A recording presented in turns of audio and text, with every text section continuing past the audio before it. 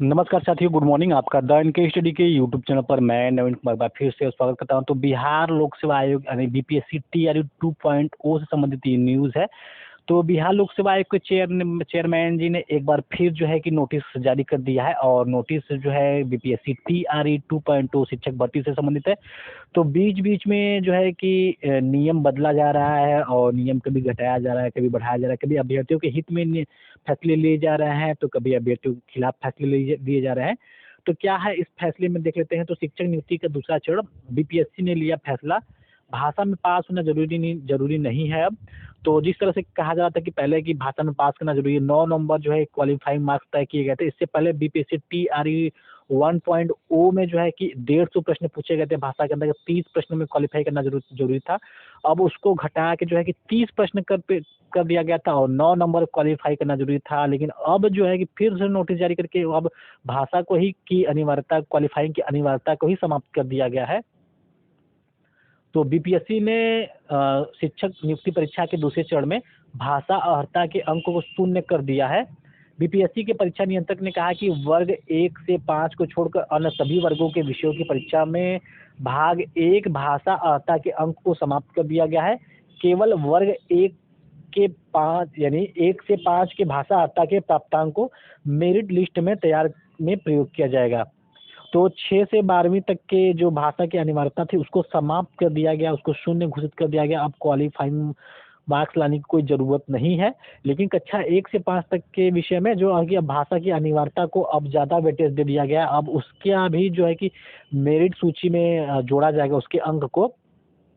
तो जो भी अभी पिछले कुछ दिनों से ये देख के खुश थे कि अभी जो कि भाषा में वो पास हो गया, उनका 9 नंबर आ चुका है, 10 नंबर आ चुका है, कहीं न कहीं अब उनको जो धक्का लगने वाला है, क्योंकि अब भाषा में जो है कि उनके अंक को जोड़ा जाएगा। जिनका भाषा में अच्छे अंक हैं तो वो ज़रूर से खुश होंगे कि कहीं न कहीं उनको मेरिट में फ़ायदा मिलेगा। तो द्वितीय चरण की शिक्षक नियुक्ति में अभ्यर्थियों को क्वालिफाइंग भाषा और समान अध्ययन और विषय के लिए 2 अलग-अलग पेपर की परीक्षा के बजाय एक ही पेपर की परीक्षा हुई। हर शिक्षक श्रेणी के अभ्यर्थियों को 150 प्रश्न वाली एक प्रश्न पुस्तिका दी गई, जो 3 अलग-अलग खंडों में बटी थी। खंड 1 में 30 अंक भाषा के थे। यह क्वालिफाइंग था, जिसे बीपीएससी ने सोमवार को खत्म कर दिया। खंड 2 में समान अध्ययन के 40 प्रश्न और खंड 3 में विषय के 80 प्रश्न थे। इन दोनों खंडों के 120 प्रश्नों के अंकों के आधार पर मेधा सूची बनेगी। तो अगर पहले ही अनिवार्यता खत्म कर दी जाती तो जो भाषा में जो अभ्यर्थी जो कि टाइम लगाए थे, आधा घंटा हो गया, 20 मिनट हो गया, तो कहीं न कहीं उनका टाइम बच जाता और पूरे टाइम को जो है कि अपने पेपर में यूटिलाइज़ कर सकते थे। लेकिन बीपीएससी लगातार जो है कि बीच-बीच में नोटिस के माध्यम से नियम को कभी शिथिल कर दे रही है, कभी नियम को कड़े कर दे रही है।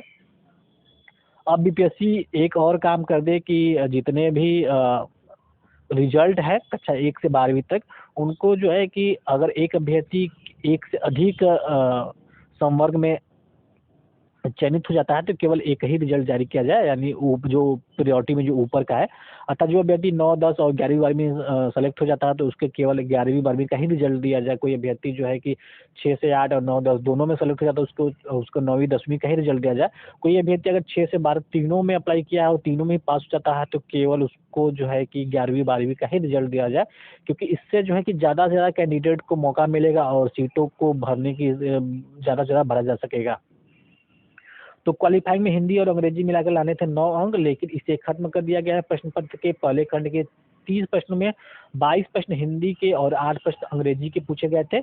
इस खंड में अभ्यर्थियों को 30% अंक लाना अनिवार्य था। इसमें हिंदी और अंग्रेजी दोनों से अलग-अलग 30% अंक नहीं लाकर बल्कि 9 अंक लाना था, लेकिन अब इसे हटा दिया गया है। यानी 30 में कुल 9 नंबर लाना था, लेकिन इसे अब हटा दिया गया है। दूसरा न्यूज़ है कि एनआईओएस से डीएलएड करने वाले अभ्यर्थी यदि बीएड पास है तो योग्यता संशोधित करें। जी हाँ, अगर अगर कोई अभ्यर्थी जो है कि डीएलएड भी पास है और बीएड भी उसने किया है और पूर्व में डीएलएड भरा है, डीएलएड से एग्ज़ाम दिया है, तो अब जो है कि अपने योग्यता में संशोधन करके वो बीएड के ऑप्शन को चुनाव कर सकता है।